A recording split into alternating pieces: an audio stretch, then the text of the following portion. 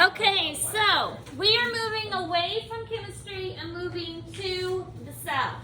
Now, I'm really not going to spend much time with the cell because I'm assuming you guys have learned a lot of this. It's still important. What I'm really going to focus on is osmosis and diffusion because that plays a lot into how our body works and how we get like the oxygen and the nutrients and stuff that we need. The actual parts of the cell, we're just going to hit those very fast and very quick and then be done with that. And then focus more on the osmosis and the diffusion. So we should hopefully know about the cell already, and we should be able to list quite a few things that we already know.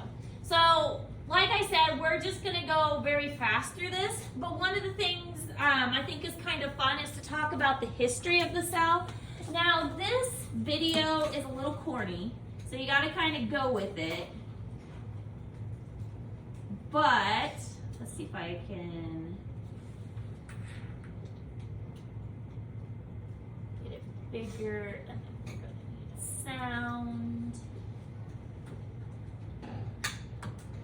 Just a second to get this out.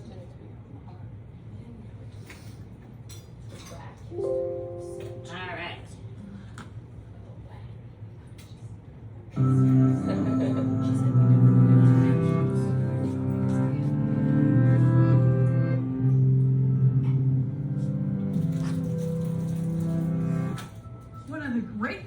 Science is that when scientists make a discovery, it's not always in a prescribed manner, as in only in a laboratory under strict settings with white lab coats and all sorts of neat science gizmos that go beep. In reality, the events and people involved in some of the major scientific discoveries are as weird and varied as they get. My case in point, the weird history of the cell theory. There are 3 parts to the cell theory. 1, all organisms are composed of 1 or more cells.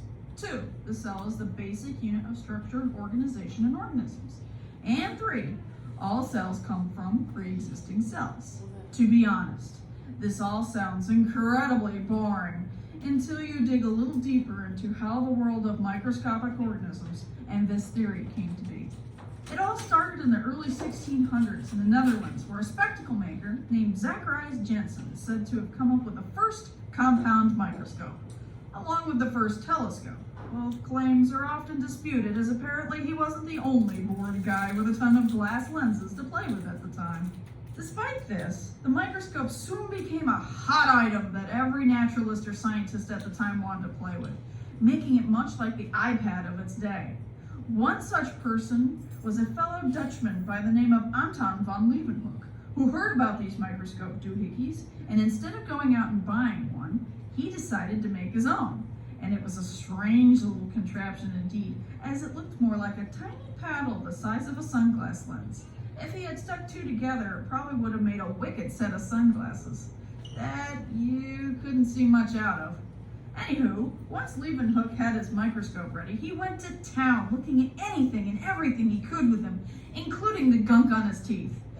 Yes, you heard right. He actually discovered bacteria by looking at dental scrapings, which, when you keep in mind that people didn't brush their teeth much, if at all, back then, he must have had a lovely bunch of bacteria to look at. When he wrote about his discovery, he didn't call them bacteria as we know them today, but he called them animalcules because they looked like little animals to him. While Leeuwenhoek was staring at his teeth gunk, he was also sending letters to a scientific colleague in England by the name of Robert Hooke. Hooke was a guy who really loved all aspects of science, so he dabbled in a little bit of everything, including physics, chemistry, and biology. Thus it is Hooke who we can thank for the term the cell, as he was looking at a piece of cork under his microscope, and the little chambers he saw reminded him of cells, or the rooms monks slept in their monasteries.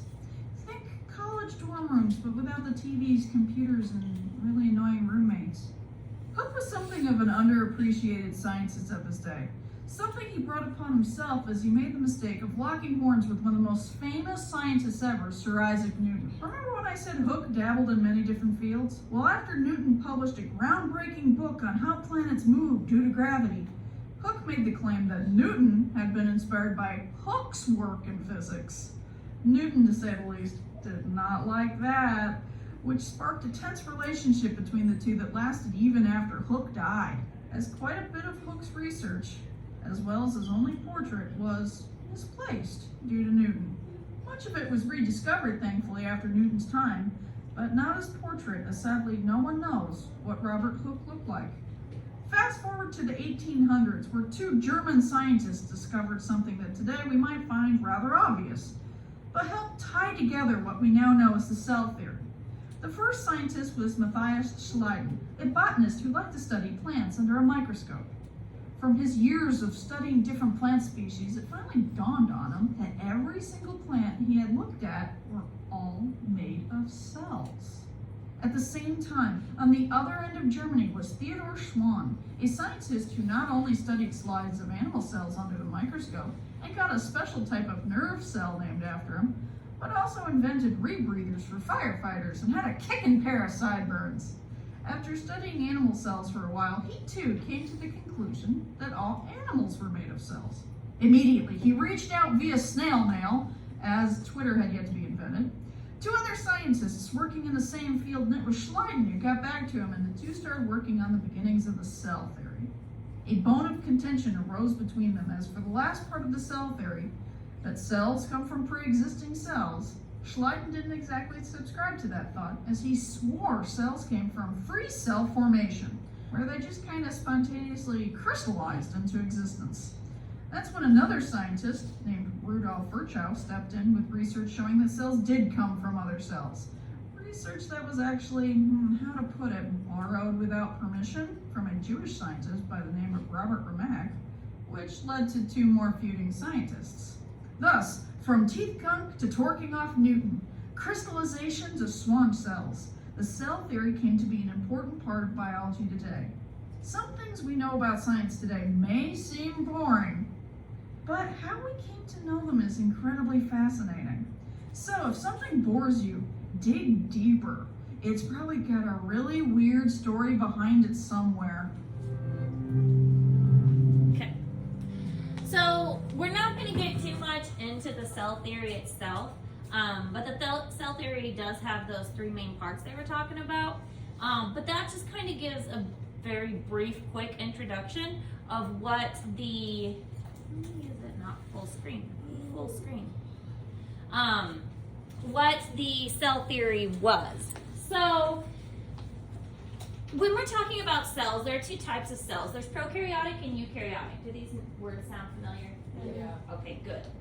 Hopefully by the time you're seniors, they should sound familiar. Prokaryotic means no nucleus, and eukaryotic means it does have a nucleus. And basically the only thing that's prokaryotic is bacteria. Everything else is eukaryotic. So all of our cells, all the plants, animals, fungus, those are all eukaryotic. The only thing that's prokaryotic is bacteria. Prokaryotic cells still have DNA, it's just their DNA is not encased in a nucleus. It kind of floats around and it's called a plasmid. But they still have DNA. So we, of course, are focusing on the eukaryotic cells in here.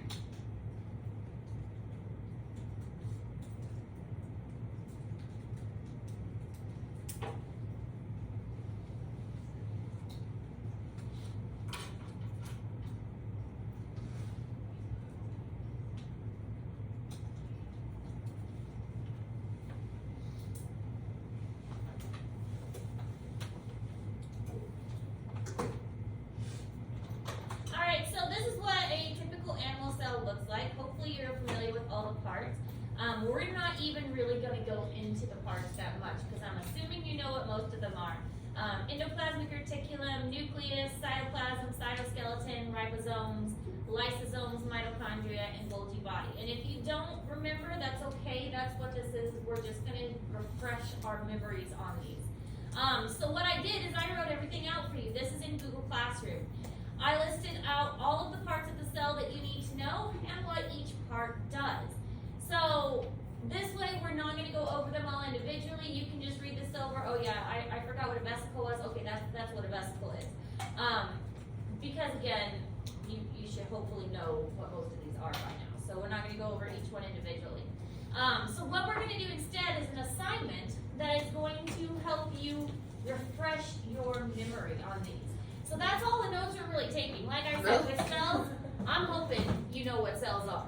So we are just going to do an assignment that is going to refresh our memories on the parts of the cell. So the new assignment, remember the macromolecule, did everybody finish that yesterday? Yeah. Okay. If you still need to do the macromolecule, let me know and I can grab that for you.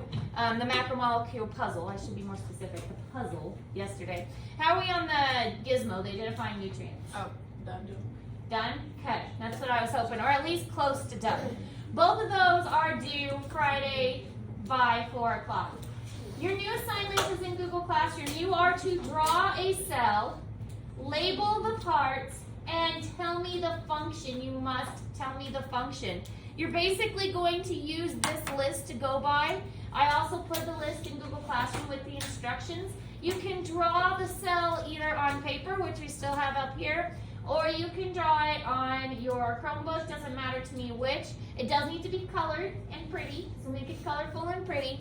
And you need to have the different parts labeled correctly and also tell me what the parts do, okay?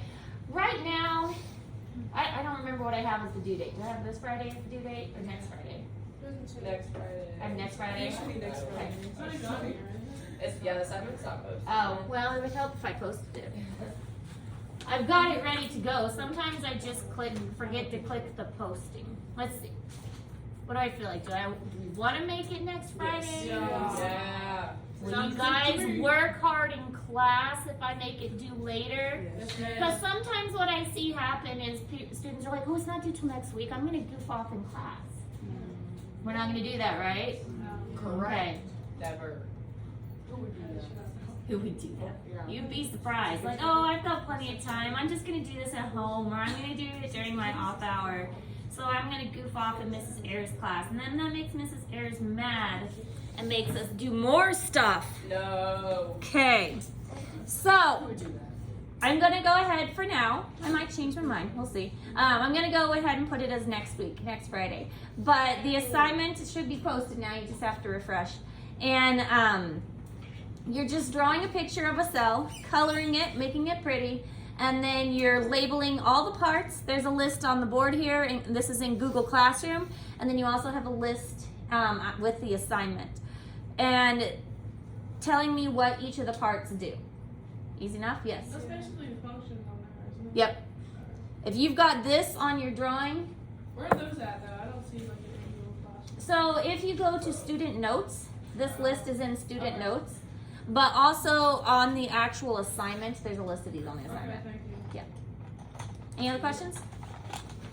Right, get to work. If you need me to bring the puzzle out again that we did yesterday, let me know. I've still got those pieces. And if we need more colored pencils and stuff, I've got more.